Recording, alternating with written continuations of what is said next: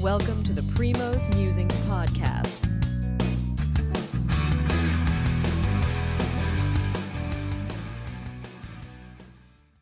Good evening. How are you doing?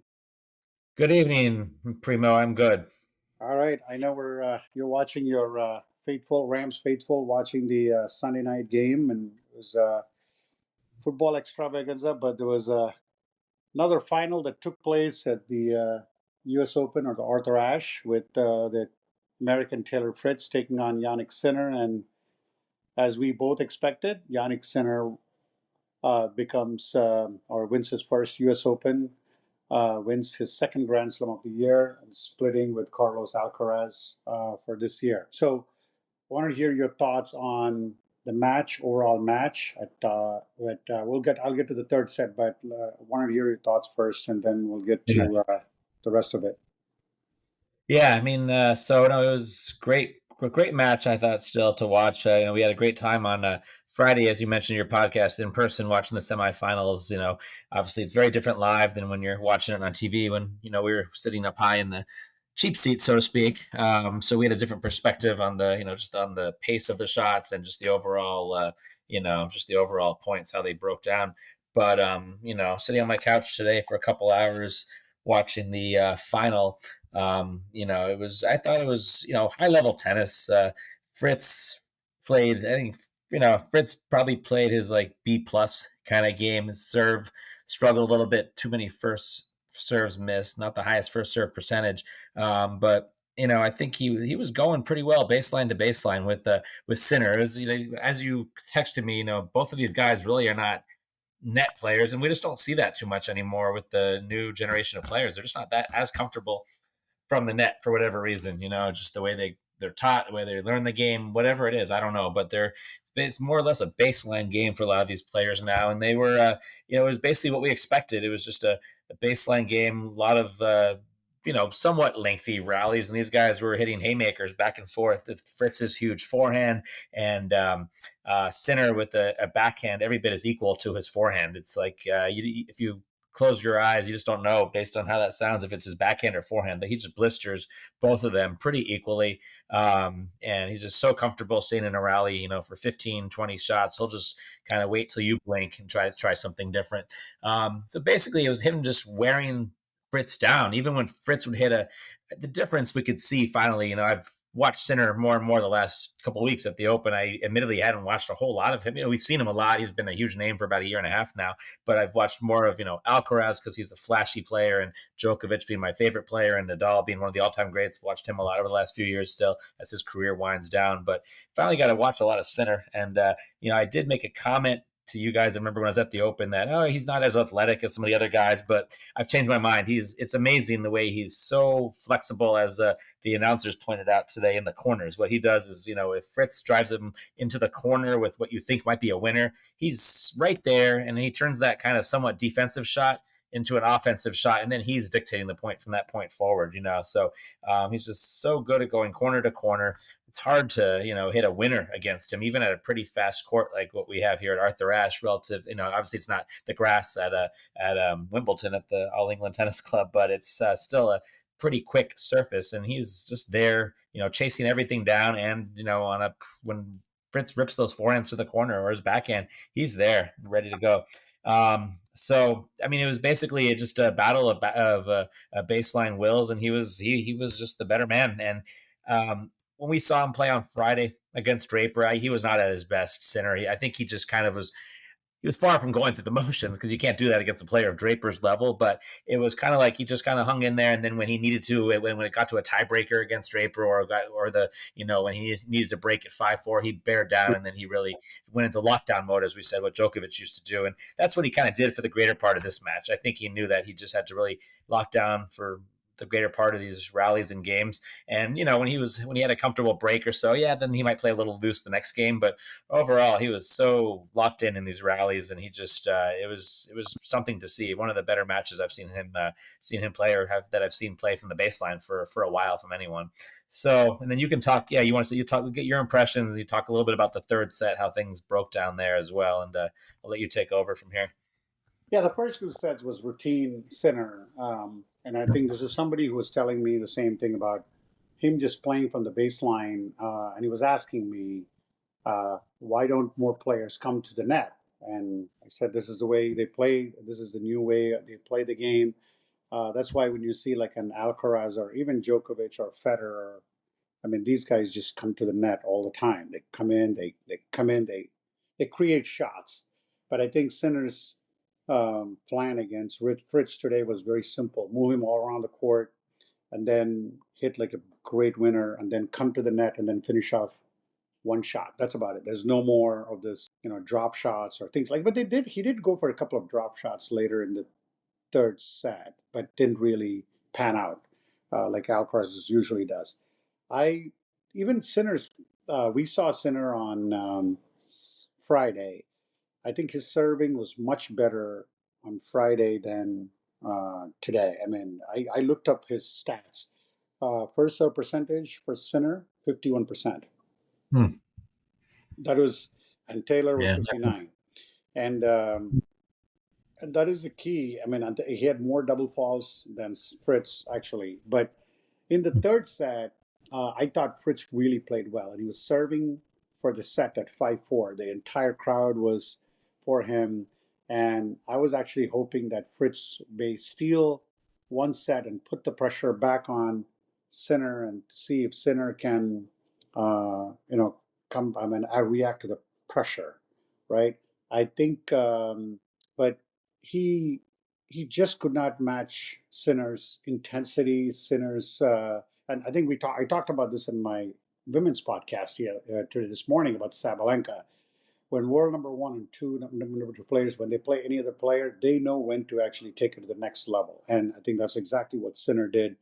Put more pressure on Fritz, moved him around, and then just and wait for Fritz to make an unforced error. And again, that's what Fritz did. I mean, a lot of unforced errors when he gave away the third set, and I think Fritz, like we said, right, like even against Draper, just sits back and I think he was stepping in Fritz's second serve a little bit, Sinner.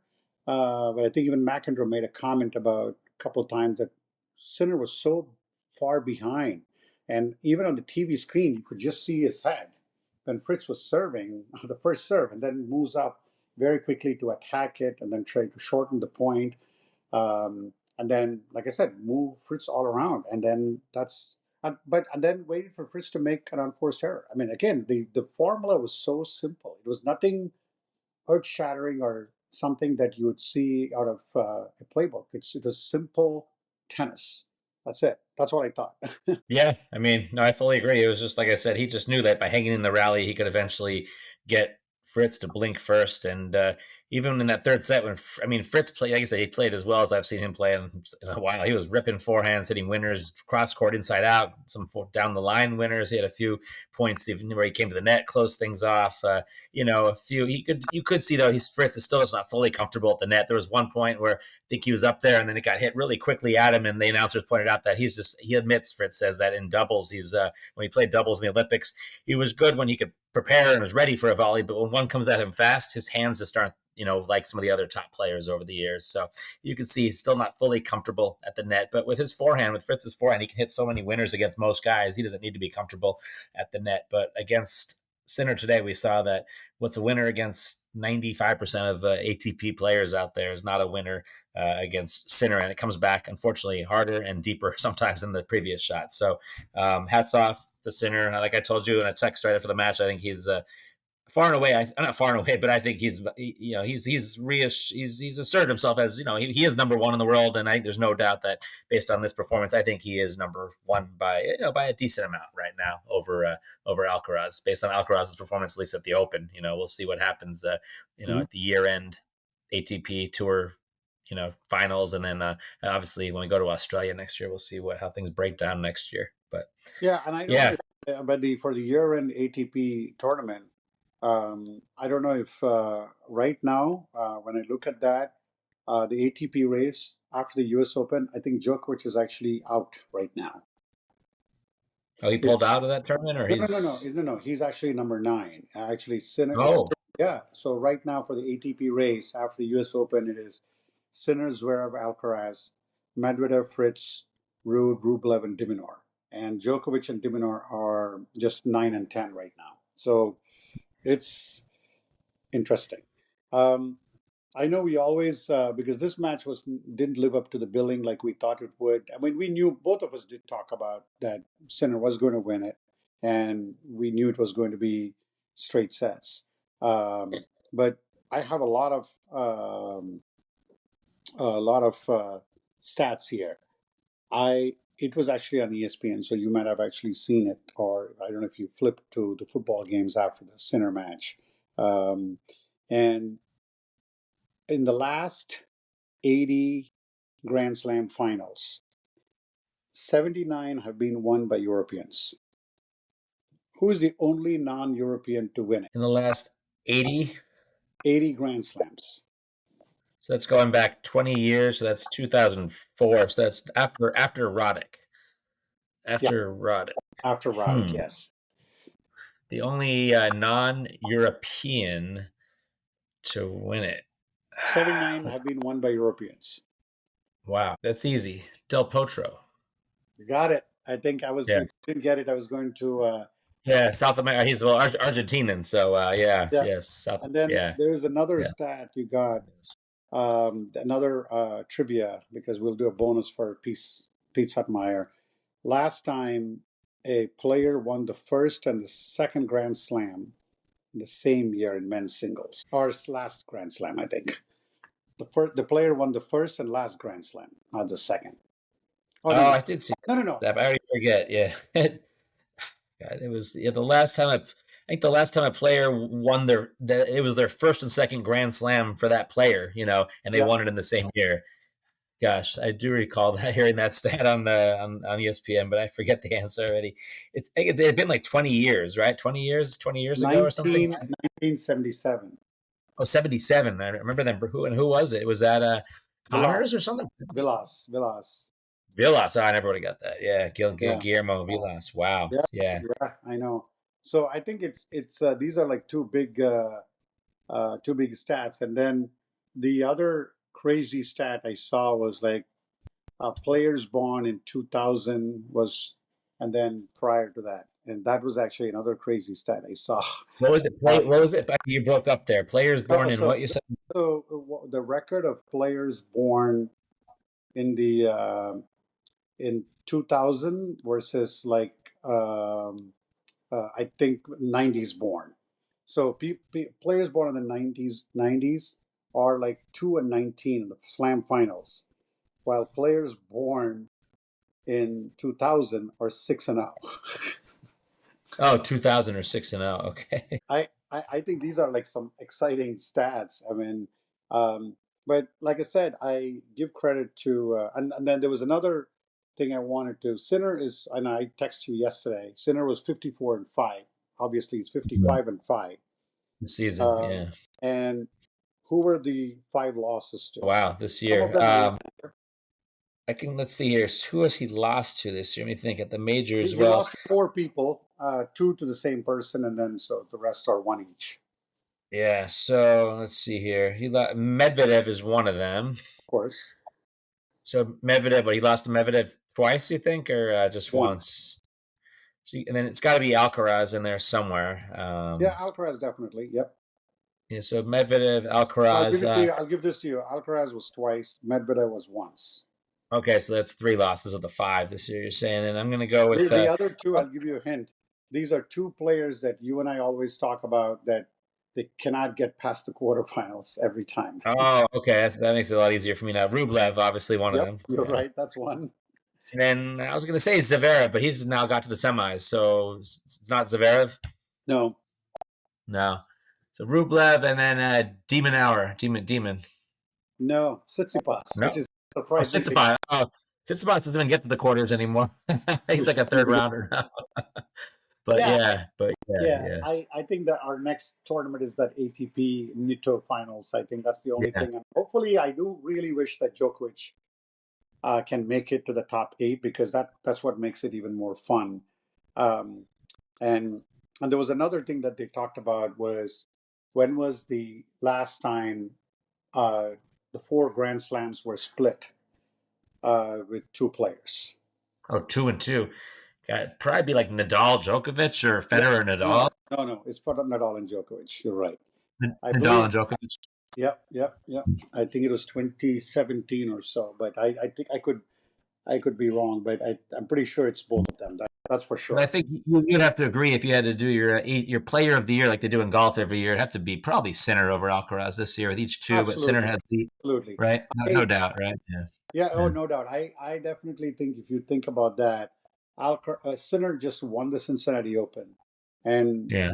it's if Alcaraz had won the Paris Olympics, because that would have meant that he would have won Paris, they would have won the French Open, the Wimbledon, and the Paris Olympics.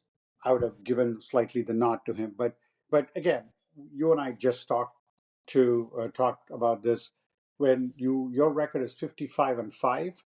I mean, Federer was 54-5, and Yeah, yeah. I gave you that stat too. So I definitely think Sinner is the player of the year. There's no doubt about it. He's world number one, and he's going to go in as world number one for the ATP final. Um, and and we'll see like what Alcaraz comes up as, because I know he didn't really have a good mindset going into this U.S. Open, despite the fact that he had a I think the Paris Olympics loss had something to do with it. I could be wrong, but he's 21 and Sinner's 23, and I think we're going to see both of them. And I really feel bad for players like Medvedev and Zverev, because this is how players felt. I think everybody other than maybe only Andy Murray, but when Djokovic, Federer, and Nadal were there, you saw all the other players. They were the bridesmaid in pretty much, because they were just dominating. I think you want Alcaraz at 100%, you want Sinner at 100%, and they're going to be tough to beat.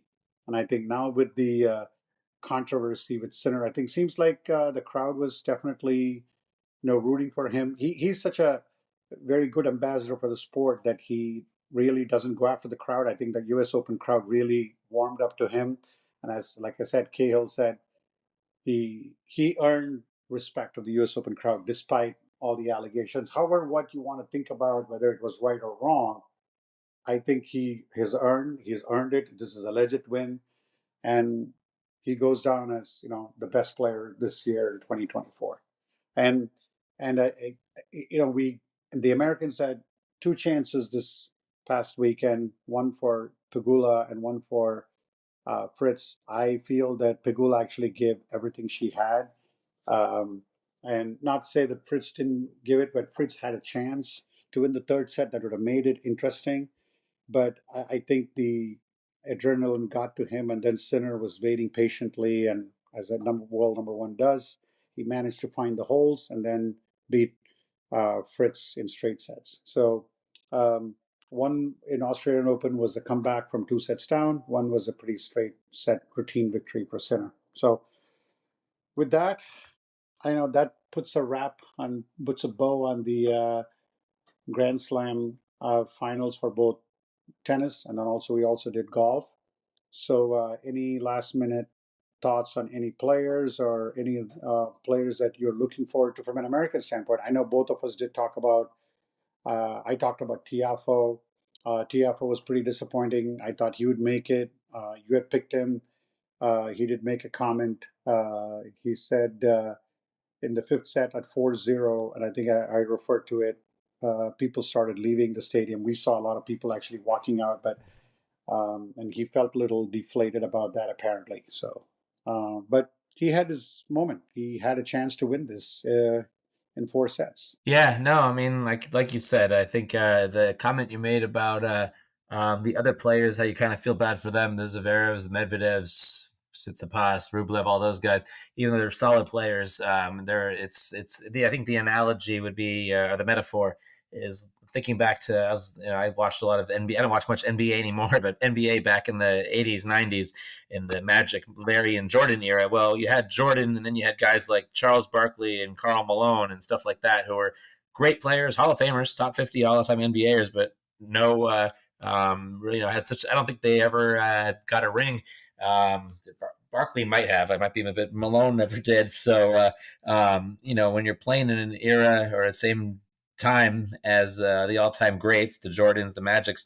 Sometimes, even though you're good, it's just not good enough, and that's what you might be seeing with here with Zverev. I mean, although obviously Medvedev's got a major and Zverev's got to a final, he's still waiting for his elusive major, and I hope he gets one because he's a great player. But when you watch, like they talk about in college football, the eye test, watching these teams on the field. When you watched Sinner today, it's different. Like I said, watching it up from the upper level. When you're watching it on TV and you can appreciate his movement a little better and the speed and what he does out there, it's pretty incredible. The eye test watching him, and it's hard to imagine if he just keeps that level and keeps getting a little better, maybe improves his overall tactics with getting to the net. And his serve a little bit.